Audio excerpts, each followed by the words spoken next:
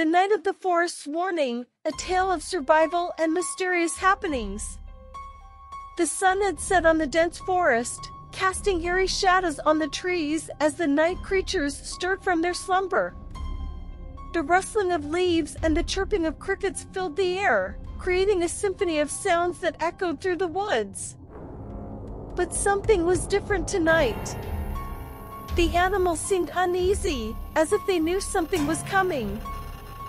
A group of 5 friends had set up camp at the edge of the forest, hoping to spend the weekend hiking and exploring the wilderness. They had brought along all the supplies they needed, including tents, sleeping bags, and enough food to last them for the next few days.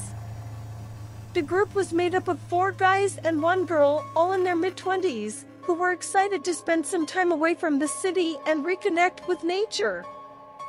As the night grew darker, the friends gathered around the campfire, roasting marshmallows and telling stories. They joked and laughed, enjoying each other's company and the peaceful surroundings. But their merriment was interrupted by a sudden howl, coming from deep within the forest.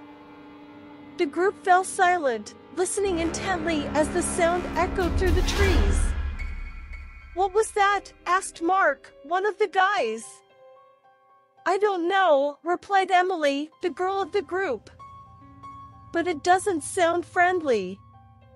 The group fell silent again, their eyes darting around the darkness, trying to see if anything was moving in the shadows. But they couldn't see anything, and after a few minutes, they shrugged it off and went back to their conversation. But then, another sound interrupted them. This time, it was a growl, coming from the opposite direction. The group froze, their eyes widening in fear. They knew that something was out there, something dangerous. "Guys, I think we should pack up and leave," said Alex, one of the other guys. "This isn't safe." But before they could even start to pack, a low rumble shook the ground beneath their feet. The group stumbled, trying to keep their balance as the earth trembled around them. And then, out of nowhere, a pack of wolves appeared, snarling and baring their teeth. The friends scrambled to their feet, running in different directions as the wolves chased after them. Emily tripped over a tree root, falling to the ground and screaming in terror as the wolves closed in on her. But then, out of nowhere, a huge grizzly bear appeared, charging at the wolves and scaring them off. The friends regrouped, panting and shaking with fear. They looked at the bear, amazed that it had saved them. "Thank you," said Mark, his voice shaking. "Thank you so much."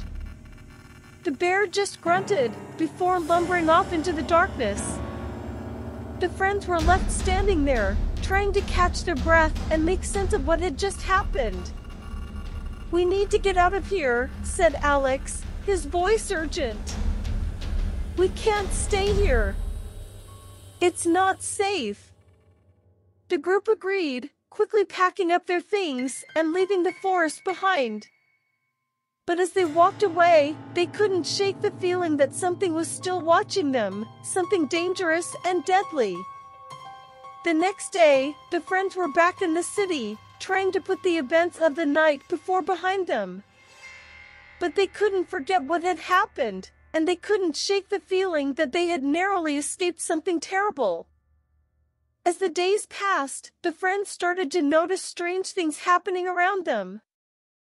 Their pets were acting strangely, growling and hissing at nothing. Birds were falling out of the sky for no reason, and fish were washing up on the shores of the river, dead and lifeless.